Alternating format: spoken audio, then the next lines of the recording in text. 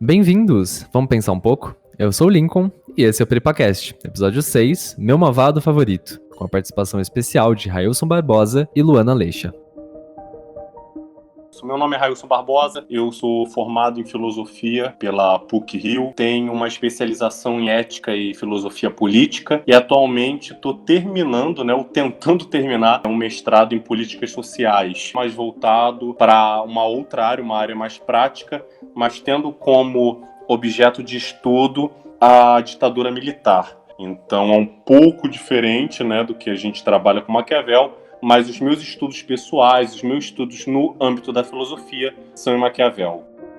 Eu sou Luana de Aguiar Leixa, sou formada em cinema e bacharel em Direito. Eu já tive o prazer de passar com o meu artigo chamado A Contemporaneidade das Ameaças Assimétricas no 2º Seminário Internacional Franco-Luso Brasileiro, Atores do Desenvolvimento do Século XXI. E no mesmo ano, que foi em 2017, eu apresentei também uma palestra sobre esse meu artigo na loja maçônica Rosa de Charon. Agora eu estou trabalhando para conseguir fazer meu mestrado e vamos começar a falar de Maquiavel e trazer um pouquinho para o direito. Espero que vocês gostem.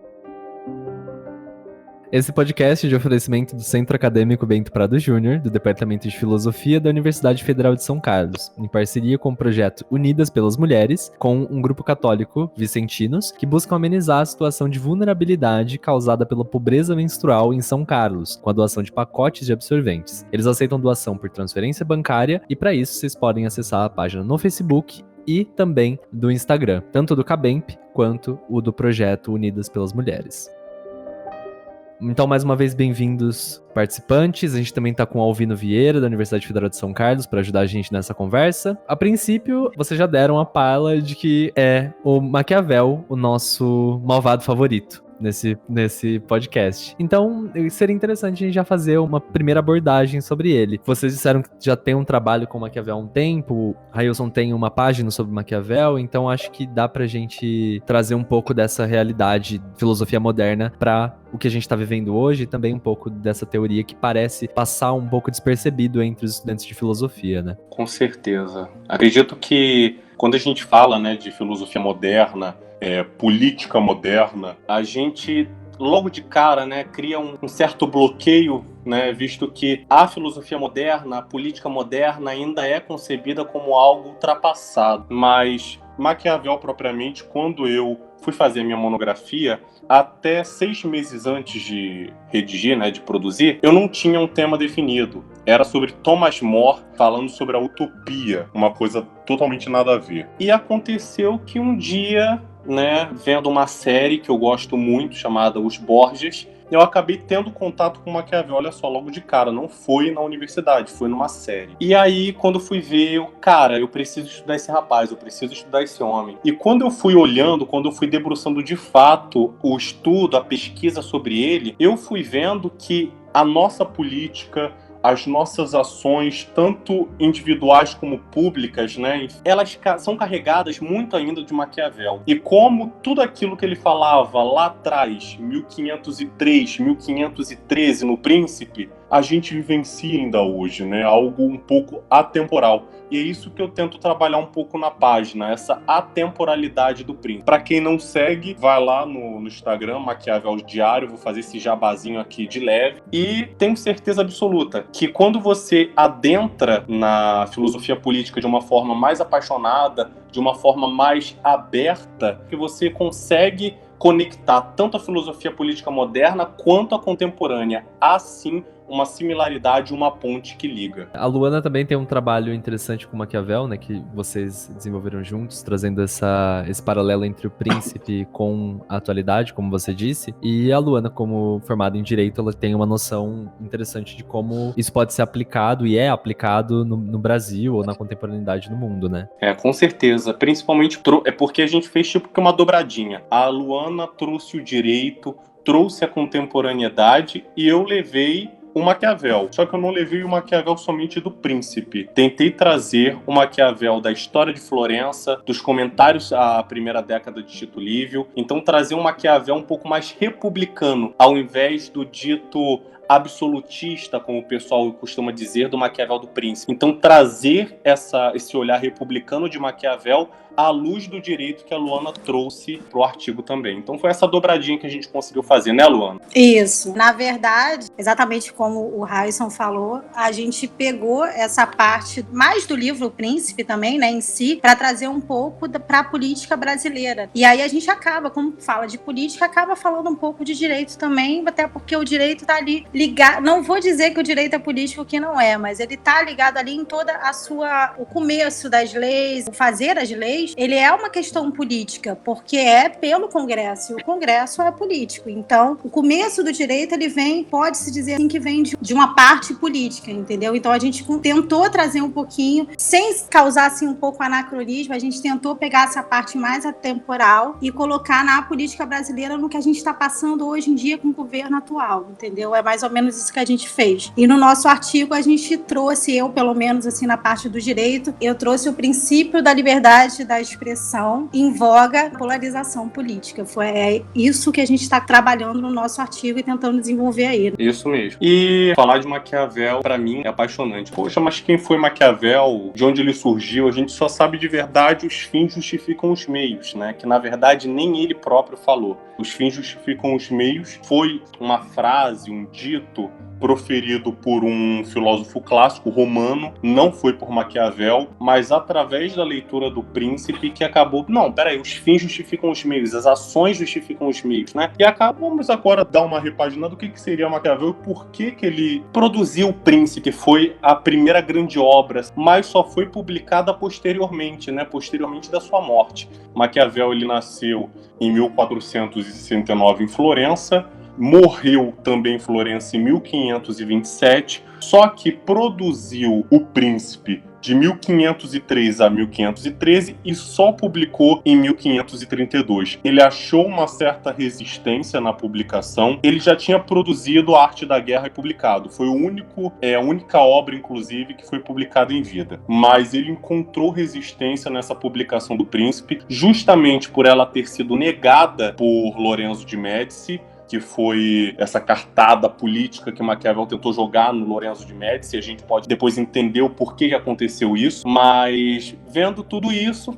a gente vê que Maquiavel, de certa forma, ele não morreu ou numa situação boa de vida. Alguns biógrafos, como Michael White, como o do Sorriso de Maquiavel, né, Maurício Viroli, então todos eles enfatizam bastante. Maquiavel morreu numa pobreza bastante acentuada. Ele não morreu com prestígio. O prestígio veio logo depois de sua morte. Eu recomendo um livro logo de cara para entender o contexto pelo qual Maquiavel escreve sua obra, chamada A Itália no Tempo de Maquiavel, do Paul Larrivali. Na minha opinião, é a obra fundamental para você entender o contexto histórico que vivia tanto a Itália, de Maquiavel, como Florença e Roma. E é por causa desse contexto histórico que Maquiavel produz O Príncipe. Como que era a Itália, geograficamente, politicamente, naquela época? Existia uma fragmentação muito grande. E falar de uma vida política italiana justifica-se apenas no nível das relações entre os estados. Então imagine um mosaico de estados, né, de dimensões territoriais, de regimes políticos próprios,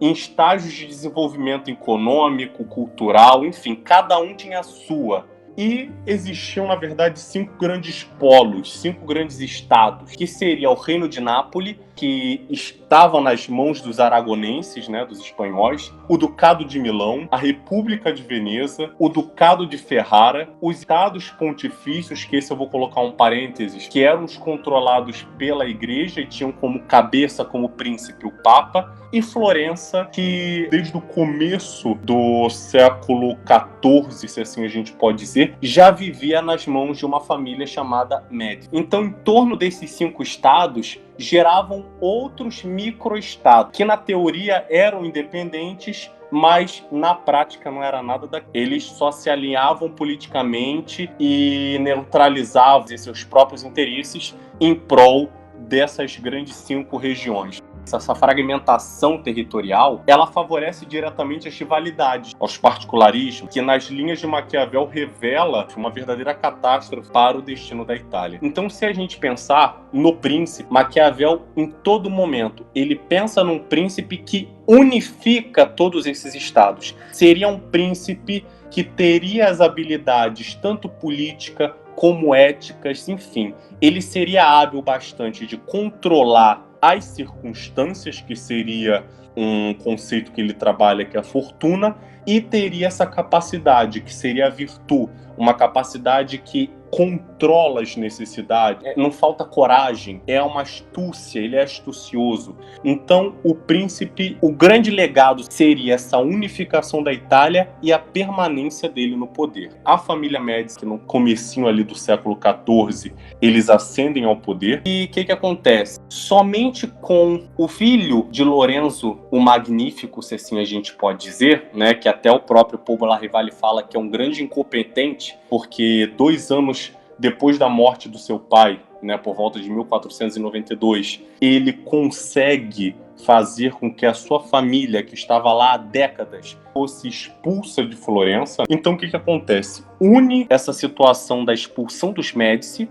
com a chegada de um papa espanhol na sede de Roma. Mas tem alguma relação? O que acontece? Claro que tem uma relação. Ela constrói uma nova relação, uma república em Florença, ao mesmo tempo que lá na cidade romana, o Estado Pontifício, sobe ao trono papal um espanhol que tinha ambições próprias, que tinha uma família para cuidar, enfim. E tudo isso, mais as dissensões entre Milão e Nápoles, deixa a Itália totalmente fragmentada e presa fácil para as poderosas vizinhas. Quais eram essas poderosas vizinhas? França e a Espanha.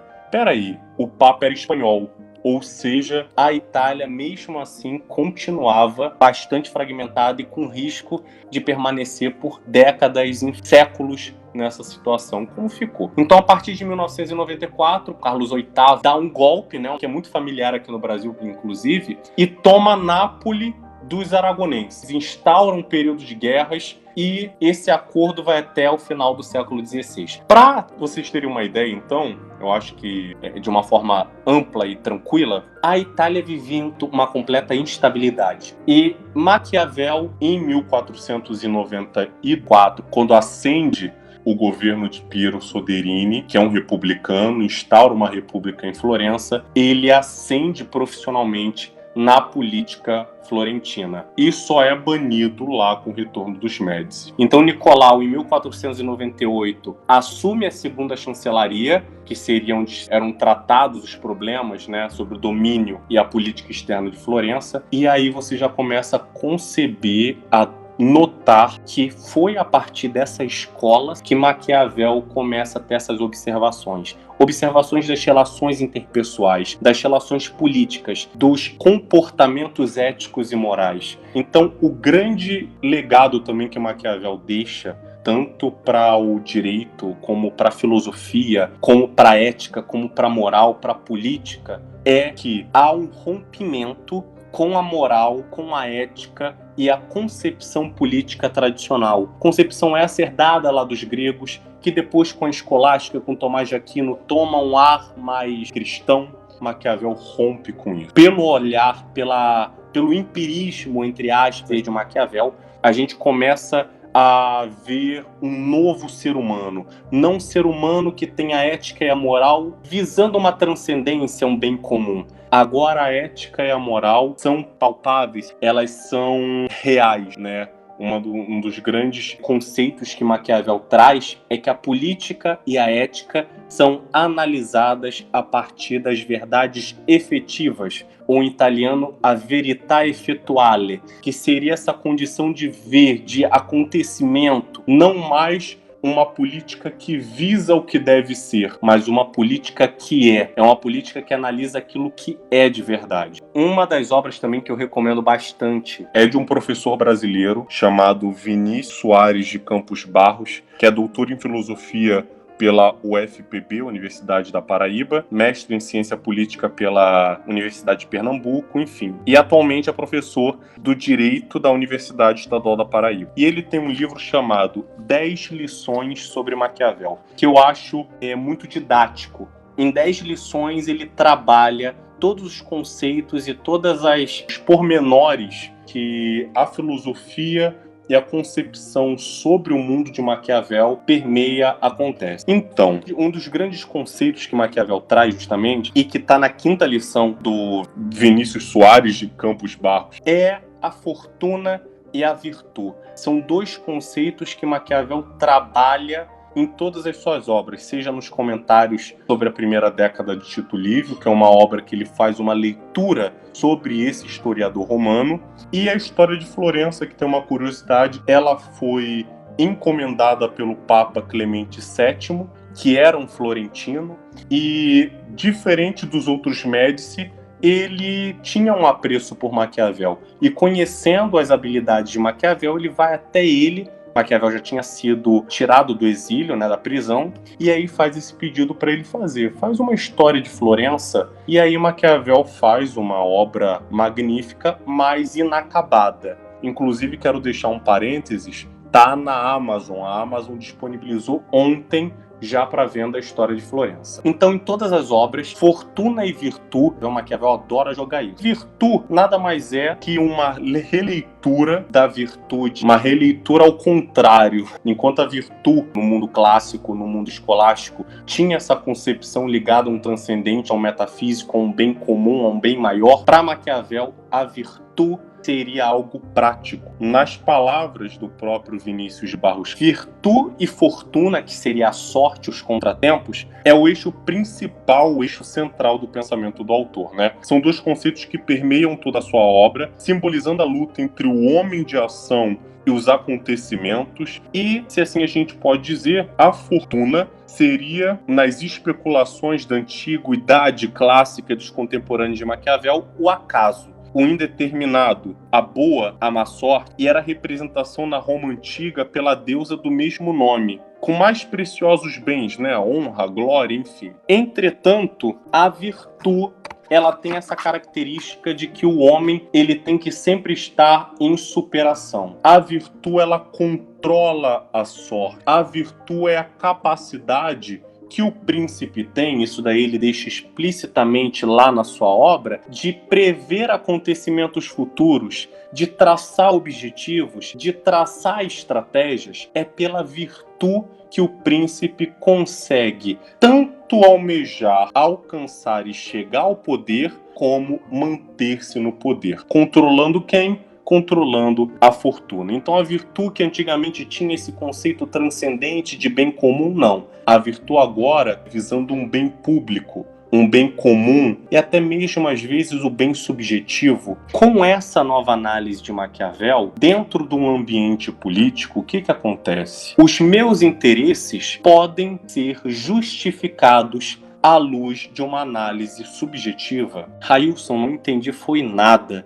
Vou explicar. Se dentro de um ambiente público, de um ambiente político, tal objetivo me for caro e eu tenho que utilizar de meios que, entre aspas, moralmente são maus, eu posso chegar lá e posso usar esses instrumentos moralmente maus. Por quê? Porque a validade das minhas ações não estão mais fundadas no conceito aristotélico de bem, mas sim fundamentados na verdade efetiva das coisas, na veritas effectualis. É dentro de uma efetividade de fato que eu vou analisar a validade das minhas coisas. Então vamos supor que a Luana é a presidente de uma grande multinacional. Só que a Luana não tem uma boa relação com os outros empregados, com os acionistas. E eu, me vendo capaz, consigo articular muito bem uma queda da Luana.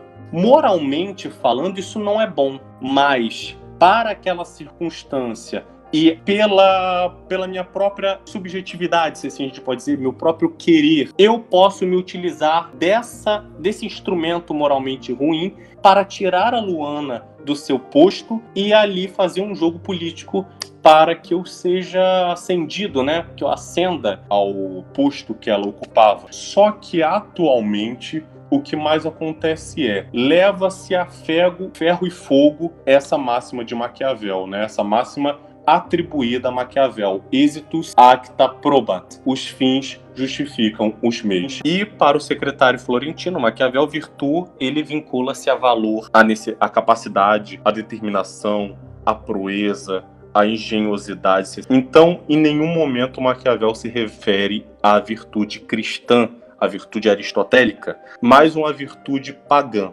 uma virtude em que a perfeição do indivíduo conta menos que o resultado obtido. Portanto, como veremos, Maquiavel tinha convicção de que o cristianismo ele permitia que o mundo fosse dominado pelos violentos, né? Ele tinha essa concepção. Então ele dava mais importância a uma ética pagã.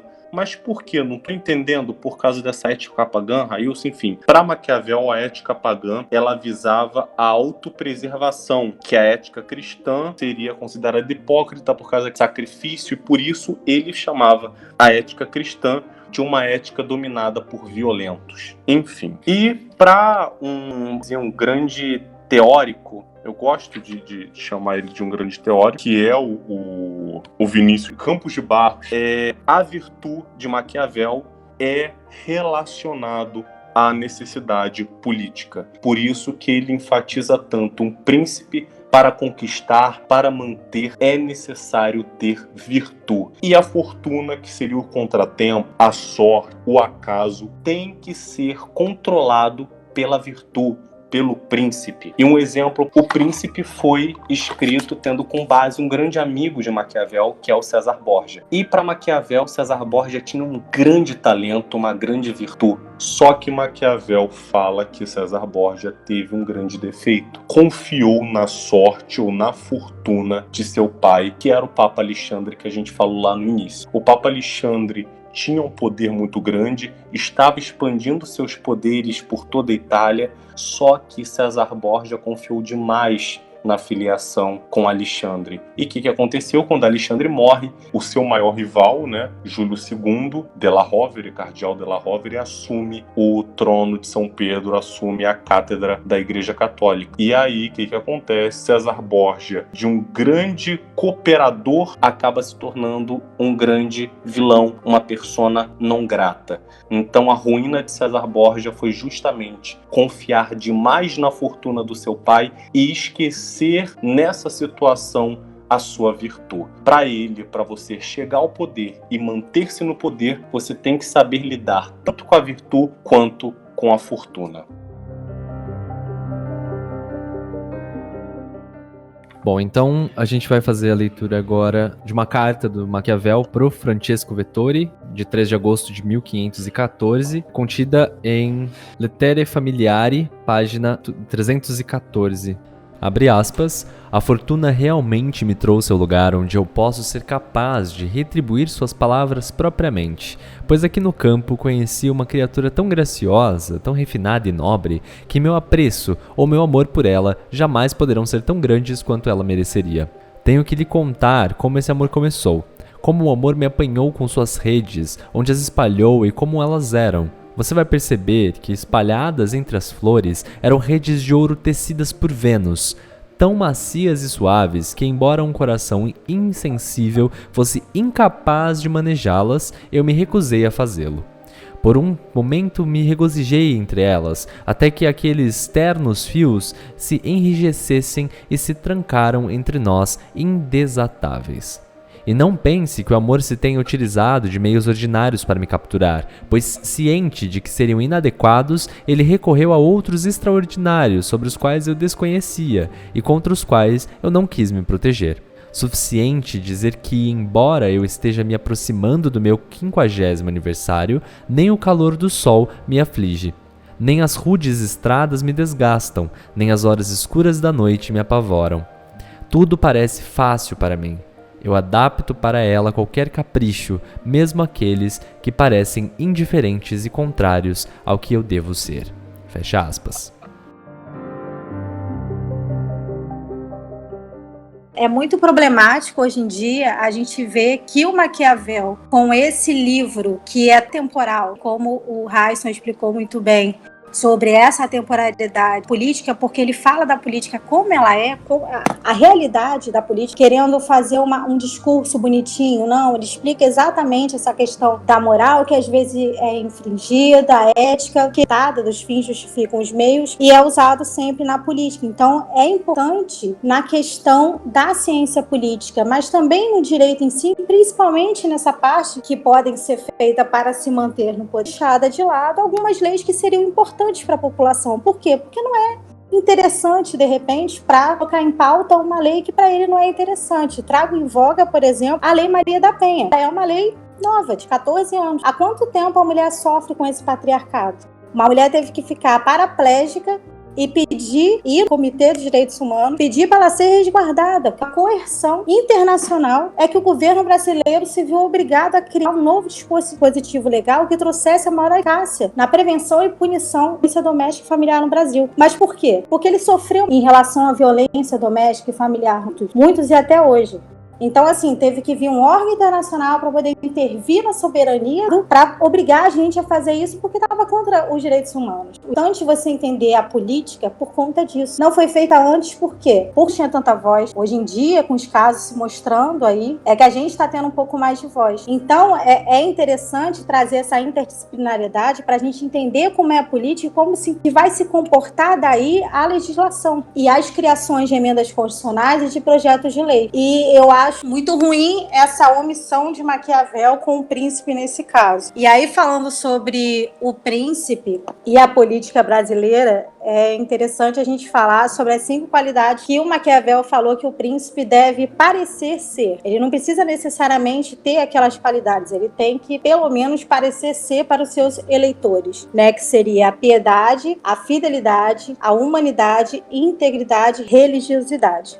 O Bolsonaro, ele utilizou isso para poder se eleger. Antes das eleições, a gente estava numa época muito conturbada no Brasil em relação à Lava Jato, corrupções vindo à tona. E o Brasil, sendo um país latino, ele tem uma mania de querer achar um salvador da pátria, né? Ele personifica as suas esperanças em alguém. E como na época o PT, que era de esquerda, houve um desespero e uma falta, né, de esperança, não houve representatividade política. Ela foi perdida por conta daqueles escândalos de corrupção. E nesse caso, o Bolsonaro, eu acho que usou um pouco do que o Raísson falou da virtude, né? Um pouco de estratégia, porque ele aproveitou aquele desespero dizendo o que o povo queria ouvir, usando aquelas 5 regras que eu acabei de falar sobre as qualidades que o príncipe deve ter. O que ele fez foi se aproximando do povo com as palavras informais, que é o que o povo queria ouvir. O povo já estava cansado de ouvir, e ainda usando a autoridade como se ele fosse uma antítese em relação à esquerda. Então isso fez com que o povo, que já estava desacreditado naqueles escândalos todos, começasse a prestar atenção nele. E ele usou as tais qualidades, como, por exemplo, o homem de Deus, como o Maquiavel falou sobre a religiosidade, a inclusão social que ele fez através da sua esposa, com o trabalho com a minoria, no caso de surdos e mudos, como uma forma de humanidade, de piedade. Na integridade, ele trouxe na sua postura, dizendo-se íntegro, como uma imagem de um ex-militar, né, que traz essa questão da retidão. Então, eu creio que, em relação à eleição, o Bolsonaro, para poder se eleger, ele utilizou muito bem os ensinamentos do príncipe, né, de Maquiavel. E é interessante sempre a gente reparar nessas questões para a gente poder, no caso, os eleitores, nós, a população, poder reivindicar isso. O príncipe, ele é interessante por conta disso. O príncipe, ele foi feito, o Raísson pode confirmar isso depois, né? Ele foi feito para uma pessoa específica, explicando como que ele deveria fazer para se manter no poder, né, para o Médici. Mas, na verdade, a gente, pelo menos assim de fora, lendo, interpretando, a gente vê que, na verdade, ele está mostrando para o povo o quem está no poder, quem está te representando, o que está fazendo. Eu vejo como um alerta. Então, eu acho isso muito interessante, até para poder ver o que aquele presidente, o nosso representante, pode estar fazendo de ruim. E nisso pode trazer até algum crime, como no caso foi o crime de corrupção, e outros mais que podem vir a atingir efetivamente o direito e o patrimônio do povo, entendeu? É só olharmos um pouco para os nossos políticos, né? Vereadores, deputados que permanecem 20, 30, 35 anos como representantes do povo, né? Representantes entre aspas. Então, quais são os instrumentos que eles usam para chegar até o povo e continuar se mantendo? E uma das máximas de Maquiavel que eu acho mais brilhantes, por incrível que pareça, é: antes de que você seja, você tem que parecer ser. Não basta ser, você tem que parecer ser. Então, se você não é uma pessoa boa, que pelo menos você aparente ser uma pessoa boa. Você pode ser íntegro? Pode, mas antes de ser íntegro, você tem que aparentar ser íntegro. Então, quando um presidente, por exemplo, um candidato, chega com um discurso que é direcionado para uma parcela da população que está revoltado com alguma coisa, ou uma parcela da população que tem uma religiosidade um pouco aflorada, então já começa a se ver que o povo encontra nessas palavras do candidato ou do possível príncipe uma representação, né? Ele se sente representado.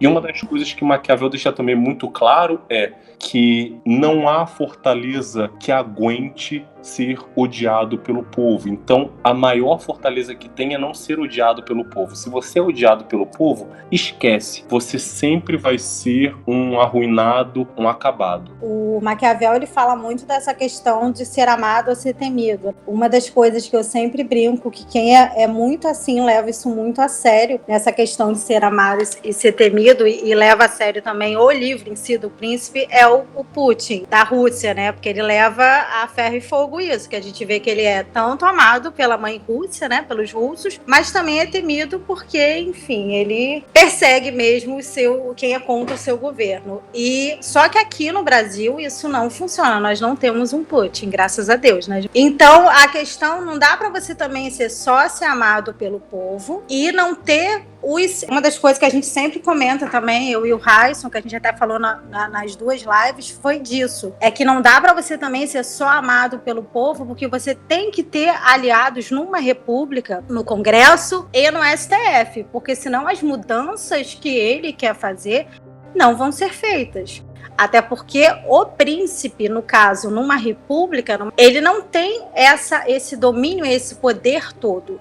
Porque para ele fazer uma lei, ele precisa de aliado no Congresso e no STF. Porque se ele vetar alguma lei, volta para o Congresso e ele vai ser obrigado. Volta para o Congresso volta para ele e ele vai ser obrigado a aceitar. Ele não pode vetar mais. Então, assim, numa república não dá para você somente ser amado pelo povo. Você tem que ser amado também, no caso, ter aliados no Congresso, no STF e, inclusive, também com os seus ministros. Tem que ter uma escolha muito boa com os seus ministros, porque os ministros são uma continuação sua. Só que é importante frisar que o Maquiavel deixa bem claro que os ministros, eles são a continuação, sim, do príncipe, porém subordinados a ele. Então, muita coisa a gente vendo, quero deixar bem claro que à luz do príncipe não tem nenhuma paixão política aqui dentro. A gente só está fazendo uma análise à luz do príncipe de Maquiavel. Então, colocando no caso desses vários ministros aí, né, que a gente viu que saiu do governo Bolsonaro, que o Bolsonaro estava totalmente errado. Ele deu atribuições a mais, principalmente a Moro. Ele deu uma atribuição que era dele, que seria o caso da nomeação geral da PF. Não é uma atribuição de um ministro, uma atribuição do presidente. Então ele deu uma atribuição dele para o ministro, isso aí ia se voltar contra ele como voltou. Então eu acho que, como a gente estava comentando que isso é só a luz, de novo falando do príncipe, não tem paixão política, o Bolsonaro não tem feito as escolhas dos seus ministros de uma melhor forma. Tem um capítulo do Príncipe que Maquiavel ele enfatiza, né, a questão da nomeação dos séquitos do príncipe, né, aqueles que estão perto, aqueles que são os ministros do príncipe. E é interessante como Maquiavel fala que para você conhecer um príncipe, você tem que saber da idoneidade e da capacidade dos seus ministros, né? Você conhece um príncipe por aqueles que o cercam, né? Tem até aquela máxima bastante comum, né? Você conhece as pessoas por aquelas pessoas que ele anda, né? Ou seja, tem outras também, mas você conhece a capacidade cognitiva, capacidade política do príncipe por aquelas pessoas que ele nomeia, por aquelas pessoas que ele secunda. E se você levar a ferro e fogo também essa questão da política como um jogo, você tem que analisar todas as coisas. Inclusive, dentro dessa análise, poxa, quem eu vou nomear para tal cargo? Qual pessoa que eu vou colocar aqui? Bolsonaro, nesse sentido, ele utilizou de um clamor popular que foi construído à luz de uma literatura de contra a corrupção, contra isso, lavajatismo, contra o Lula, contra isso e contra aquilo. O que ele fez? Ele se aproveitou de uma pessoa que estava aparentemente de frente disso, que era o Sérgio Moro, trouxe para perto de si, ou seja, ele já tinha o eleitorado, ele pega o eleitorado que também estava ali próximo do Moro, juntou para si. Ele usou dessa estratégia, só que ao momento que Moro quis ser mais que o Bolsonaro numa análise política, se assim a gente pode dizer, e isso está fundamentado no Príncipe, porque o Príncipe fala que as decisões populares devem ficar com o príncipe, as impopulares com os secretários. Quando as decisões populares elas sobressaem para o ministro, ele ganha fama e se torna um possível perigo para o príncipe. E foi isso mais ou menos que aconteceu. Mas se a gente analisar friamente, dá para você conseguir trazer a literatura do príncipe, não dos 26 capítulos. O príncipe tem 26 capítulos. Não dos 26, mas de pelo menos de 12 a 15 capítulos, você consegue fazer uma leitura interessante sobre o cenário brasileiro. Então, leitura da carta de Maquiavel para Francesco Vettori, 10 de dezembro de 1513, também no mesmo livro que eu citei antes, na Lettere Familiari, páginas 311. Então, abre aspas, desejo que esse Médici que ora governam me empreguem, mesmo que no início seja para uma função indigna, pois se ainda assim não ganhar a confiança deles, posso ocupar a mim mesmo. E se eles lessem esse meu trabalho, o príncipe, veriam que os 15 anos que dediquei ao estudo da política não foram em vão desperdiçados. Além disso, todos costumam sentir prazer em usar um homem que ganhou grande experiência à custa de outros. Quanto à minha fidelidade, eles não precisam duvidar, pois, tendo sempre agido de boa fé, não será agora que aprenderei a agir de modo diferente. Um homem que se manteve leal e virtuoso por 43 anos, como eu, não pode mudar sua natureza, e minha pobreza é evidência de minha fidelidade e virtude. Fecha aspas. A Luana tinha dito antes sobre a postura que o presidente da República, Jair Bolsonaro, tem antes de se eleger, né, de fato, no período de eleição, ele tinha um posicionamento bastante incoerente, né? Muitas vezes ele dizia coisas que pareciam não fazer muito sentido, mas que criaram uma legião de fãs. E essas coisas que ele acabava dizendo, como uma exaltação da ditadura militar, que no Brasil o militarismo é muito forte ainda, tem um caráter de salvação, de heroísmo muito grande em cima dos militares, e acho que até hoje talvez tenha até se acentuado um pouco mais, e em relação à religiosidade, em relação à honestidade, ao pragmatismo. Então, essa junção fez com que ele tomasse mais fama entre os eleitores e também, ao mesmo tempo, apresentassem, como a gente tem visto, que a família tem vários casos de corrupção, enfim. Então, nesse caso, parece que no Brasil a política de aparentar ser e não ser de fato funcionou bem. Eu acredito que sim, porque o povo, a população brasileira em si, não é uma população que tenha um grau elevado de conhecimento sobre política.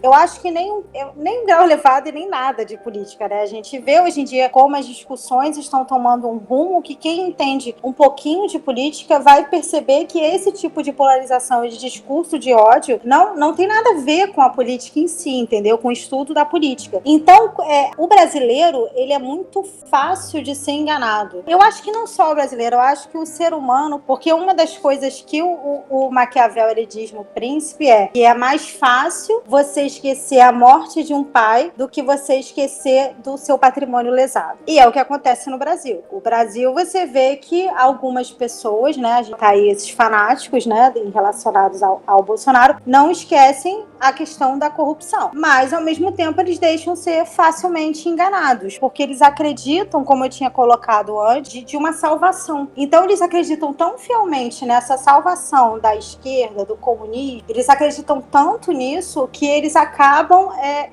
não conseguindo observar além dessas aparências, entendeu? Então, eu acredito que isso dá certo, sim, no Brasil, fora que algumas práticas políticas que a gente entende, sabe que acontece, no caso de, como a população brasileira é muito pobre, o que acontece muito também é você ter seu voto comprado.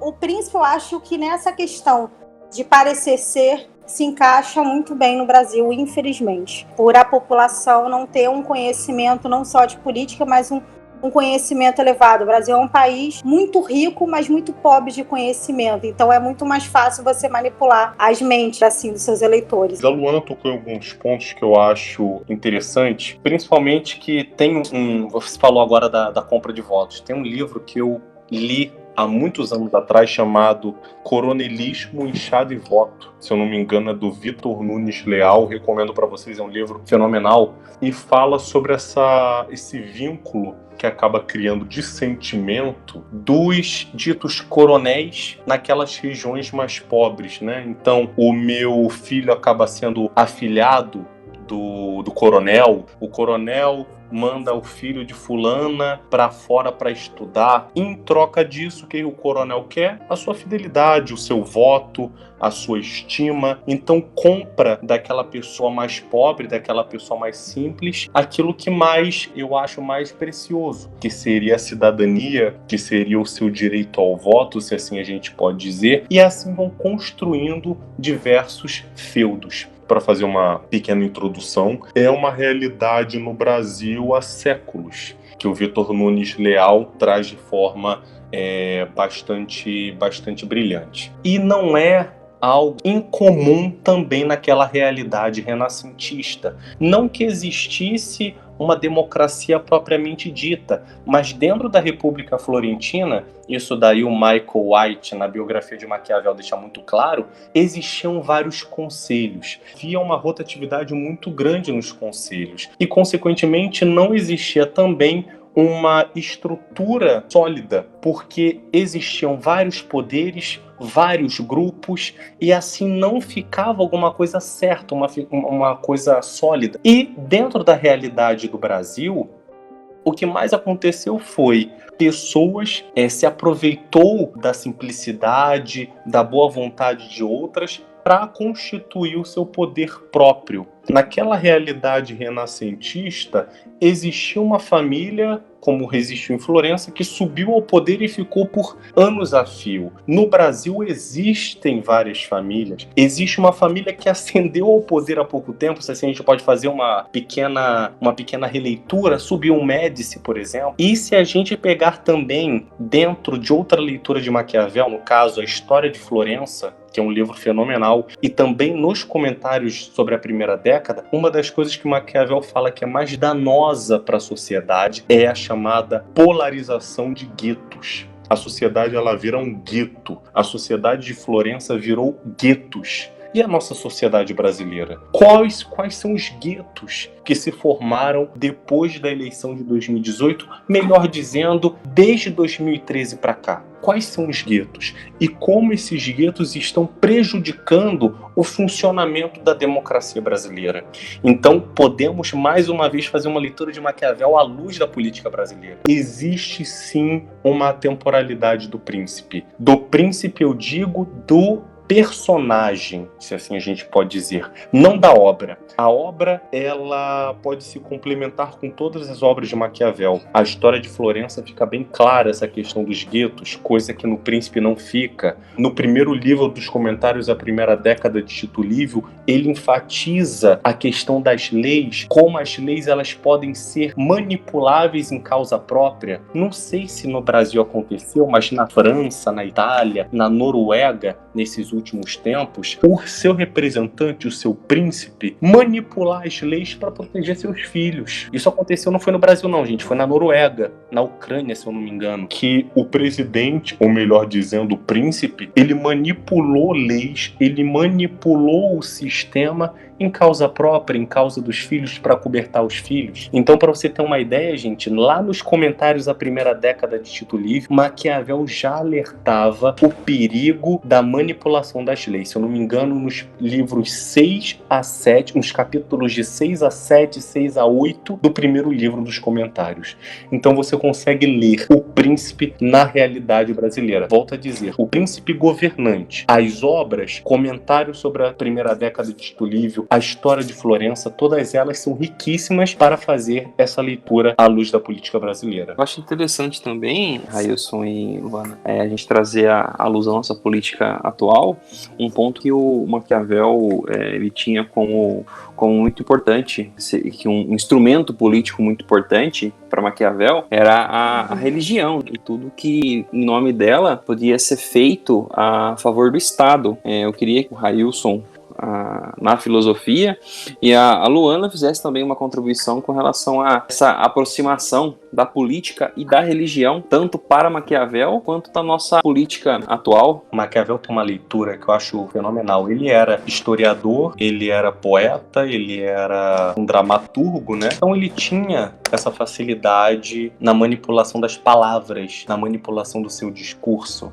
E como é interessante a leitura que ele faz da sociedade com essa capacidade dissertativa que ele tinha. E no capítulo 9 do Príncipe, quando ele vai falar sobre os principados eclesiásticos, logo de cara, quando fala principado eclesiástico, o que ele diz? Que são os mais felizes. Mas você não vai notar aquela felicidade aparente, aquela felicidade de um sorriso no rosto, mas uma felicidade em manter o seu principado. Ou seja, a felicidade do principado eclesiástico é a facilidade em se manter. Como assim? É você ter não um respaldo civil, um respaldo legislativo para se manter. O discurso da religião do principado eclesiástico é respaldado por Deus, por uma leitura teológica, por uma leitura dogmática. Ou seja, a pessoa aprende pela questão do sobrenatural, da fé, da religiosidade. E quando um governante se utiliza de um discurso religioso, de um discurso ético-moral transcendente, ele une essa questão civil com a questão do principado eclesiástico, da segurança que o principado eclesiástico ele te dá. Eu queria só fazer um exemplo rapidamente. Tem um governante, se eu não me engano é pelo lado do Japão, que os seus ditos eleitores colocavam nele atribuições como Messias, como enviado de Deus, como servo de Deus, por exemplo, porque foi construída essa imagem em torno dele e ele se fez construir. Então a segurança que esse príncipe tem em manter o poder, ele conseguiu unir o seu civil, né, o seu principado civil, com o principado eclesiástico nesse sentido, com o apoio de algumas autoridades eclesiásticas. Então, é um perigo, né? O próprio Maquiavel diz isso. A religião, ela tem uma certa coisa boa, se assim a gente pode dizer, no sentido que atribuem conceitos e virtudes que de fato são boas para o andamento da sociedade, só que se torna maléfico se for traduzido num instrumento para chegar no poder e para se manter. Em relação ao direito em si, é muito preocupante, por obviedade. Primeiro, por relação de ser uma coisa retrógrada, né? Você colocar o Estado e a religião de volta. E segundo, porque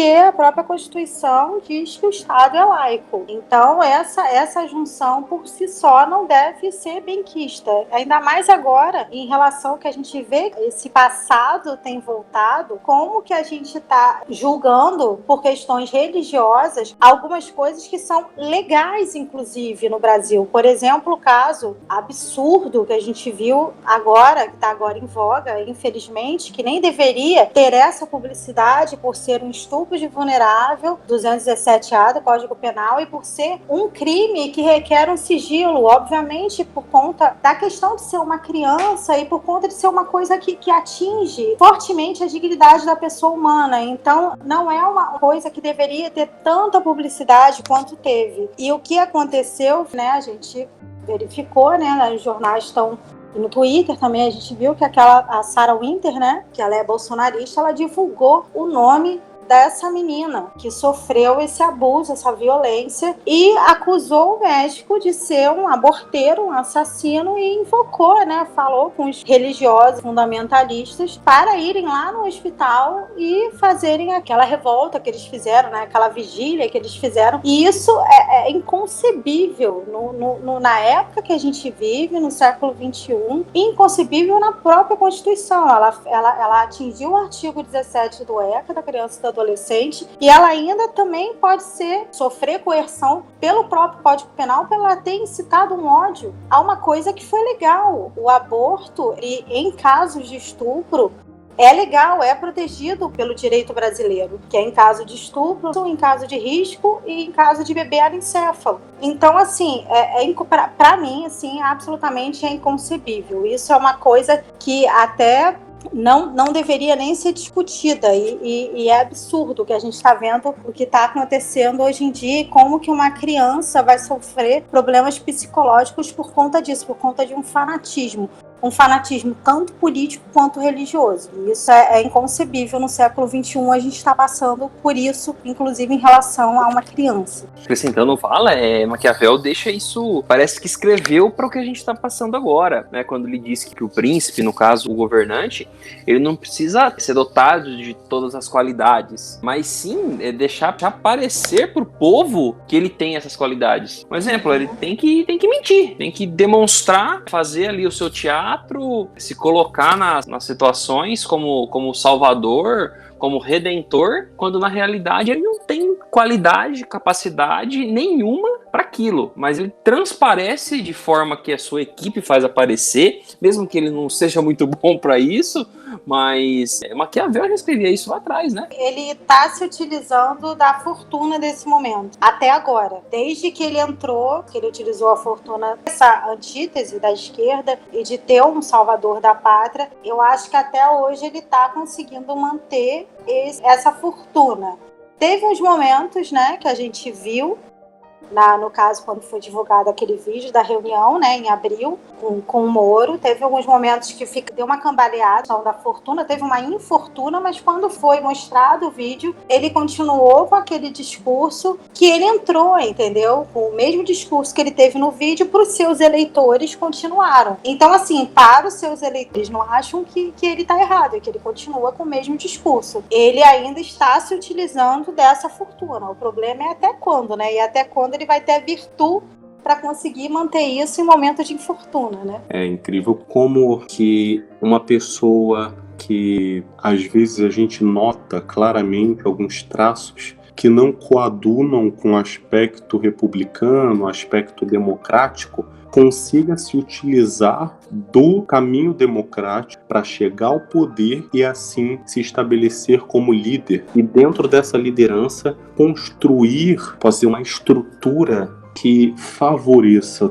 tanto a si como a sua família. Eu gostaria de fazer um paralelo com a família Borgia, que é tão cara para Maquiavel, né? Os Borgias é uma família tradicional espanhola que teve um papa chamado Calixto III, e Calixto III chama o seu sobrinho Rodrigo Borgia para ir para Roma estudar. Rodrigo Borgia se torna um grande articulador político e principalmente um dos cardeais de mais confiança da Cúria Romana, chegando ao ponto de chegar ao cardinalato, conseguir colocar seus filhos, um deles, no caso, César Borgia, como bispo, e articulando chegou a ser papa. E toda a articulação, as ações, tudo que Rodrigo Borgia tinha planejado, tinha por objetivo, era para consolidar a sua família, para dar segurança à sua família, para expandir os negócios da sua família. Então a sua filha Lucrécia Borgia era moeda de troca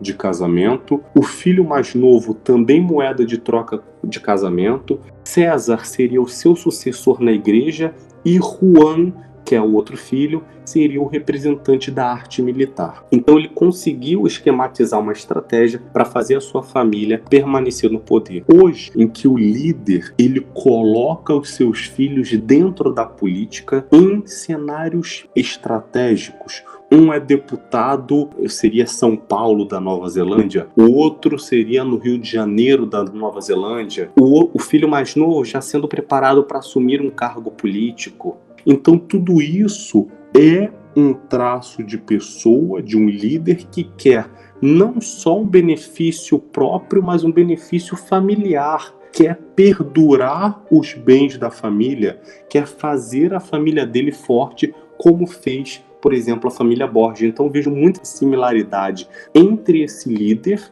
né, que tem os seus familiares dentro do âmbito político, com o jeito, né, o traço que o Rodrigo Borges, que o Papa Alexandre VI, teve no cuidado para manter a sua família. Infelizmente, né, vocês já sabem o final da história, morre Rodrigo Borgia, César acaba ficando sem saber para onde vai, enfim, acaba morrendo. Mas Maquiavel tem essa leitura bastante interessante sobre César, que era uma pessoa muito capaz, uma pessoa que não tinha vocação eclesiástica, mas era muito capaz. Ele tinha essa capacidade de tentar unificar, tentar unir essa Itália, né, através da conquista, através da força. Então, para fazer esse paralelo, ainda existe esse tipo de ação, né, de constituir a sua família uma família poderosa. Existiu os Médici, existiu os Borges, existe atualmente um no Brasil, por exemplo, muito claro a cada um de nós. Então, essas ações permanecem, como Maquiavel fala no Príncipe, né? Os homens nascem,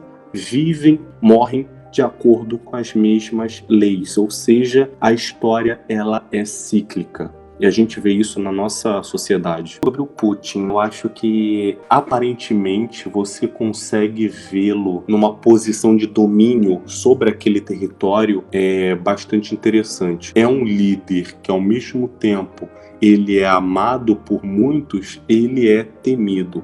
É uma construção de dois caminhos, né? O temor e o amor. Mas é um amor que teme, não é um amor 100%. Então esse temor também pode ser traduzido pelo respeito. Mas nesse caso é um temor de, se perder, quem vai assumir o lugar? E se eu for contra ele, quais serão as penas que serão imputidas a mim? Então, para você ter uma ideia, o Putin construiu um cenário tanto geográfico, político, territorial, que o favorece constantemente. Só que, será que ele une a Rússia? Será que ele consegue estabelecer essa união entre os indivíduos? Porque permanecer no poder ele conseguiu, até 2036. Então, ele construiu aquilo que Maquiavel queria. Só que ele conseguiu também unificar a Rússia. A Rússia é unificada. Tem todo esse aparato por trás desse cenário político. A grosso modo, manter-se no poder ele faz com maestria. Isso daí a gente não pode nem tirar nem pôr. Você partindo para olhar a questão do poder e da política da Rússia e ler o Príncipe, você consegue entender um pouquinho o que o Maquiavel quis dizer sobre exatamente o que você falou, sobre se manter o poder, sobre manipular as leis, algum comparativo em relação ao Brasil e assim tomar cuidado com os nossos representantes. Também acrescentando com relação ao que a Luana falou do Putin na Rússia e a realidade que nosso atual governo, é interessante a gente pontuar que Maquiavel dizia sobre todos os homens serem potenciais rivais do governante. Tendo em vista isso, em vez de partir para um debate político no campo das ideias, seria mais proveitoso para o príncipe lançar todos os seus adversários uns contra os outros para tirar dessa briga entre eles o seu benefício próprio se mantendo no poder, né? E a gente vê escrito em Maquiavel e vê também na realidade hoje, tanto Putin como no Brasil do Bolsonaro, né? Eu acredito que é imprescindível para nós, como cidadãos, como partícipes, né, da realidade política, que a gente tenha um olhar crítico, mas um olhar sem paixões. E esse olhar sem paixões vai te dar uma visão que é muito maior. E quando você analisa sem paixão, por exemplo, um Bolsonaro, você consegue ver tanto qualidades aparentes, que aí eu vou ter que colocar aqui que as qualidades que ele tem hoje é saber manipular aquela pessoa mais simples, é saber construir o seu discurso numa religiosidade que é palpável. Então são qualidades que eu posso dizer, aparentes, né? Mas que o fazem constituir base, ou melhor, que faz constituir bases, posteriormente ele pode se manter no poder. Então é necessário que tenhamos uma visão crítica, sem paixões, para que mais para frente termos instrumentos, termos capacidade técnica, intelectual de debater, de ser oposição, de ser contra esse tipo de manipulação. E o cenário brasileiro hoje é muito propício para a gente colocar um Maquiavel, para a gente analisar à luz de Maquiavel. E aí eu coloco para vocês, eu sugiro essas literaturas paralelas do Maquiavel. Eu sugiro A História de Florença, eu sugiro os comentários à primeira década de Tito Livio, a Mandrágora, um teatro de Maquiavel, mas nele você vai ver o modo pelo qual os personagens agem, sem ética, usando padre, querendo estimular uma traição, por exemplo. Então, todo esse amparato é bom você conhecer, que vai te dar a ferramenta para ainda ser mais crítico a um político, a um governante que queira se manter no poder, que se utiliza de meios não convencionais para se manter no poder. Esse episódio do podcast fica por aqui. Agradecemos imensamente a participação da Luana Leite e do Railson Barbosa nesse podcast. A gente também vai estar disponibilizando a bibliografia que foi citada pelo Railson lá na descrição do nosso podcast no YouTube. Então, caso vocês tenham interesse, vocês podem entrar no canal do YouTube do Cabemp, do CA Bento Prado Júnior. Vocês vão encontrar se vocês procurarem por Peripacast, provavelmente. A gente também vai estar disponibilizando pelo Facebook e pelo Instagram. Eu queria agradecer ao Ailson, a Luana, por ter aceito o convite. Agradecer pela conversa e deixar os microfones do Peripacast aí abertos para uma próxima conversa. Eu agradeço demais pelo convite, pela paciência principalmente, porque foi uma loucura para a gente conseguir essa gravação, mas agradeço de todo o coração. Me coloco disponível não só a vocês, mas para quem quiser ter uma conversa, para a gente debater assuntos, enfim, eu fico totalmente disponível e reitero, sigam o Maquiavel Diário que vocês não vão se arrepender. Eu gostaria de agradecer a vocês por esse convite, eu fiquei assim extremamente feliz e lisonjeada. Queria agradecer a paciência também de todos os ouvintes, muito obrigada. E também me coloco à disposição para qualquer dúvida relacionada ao direito. É isso aí, eu espero que vocês tenham gostado e muito obrigada mais uma vez pelo convite. Então é isso, espero vocês no próximo episódio. Continuem a pensar e até mais.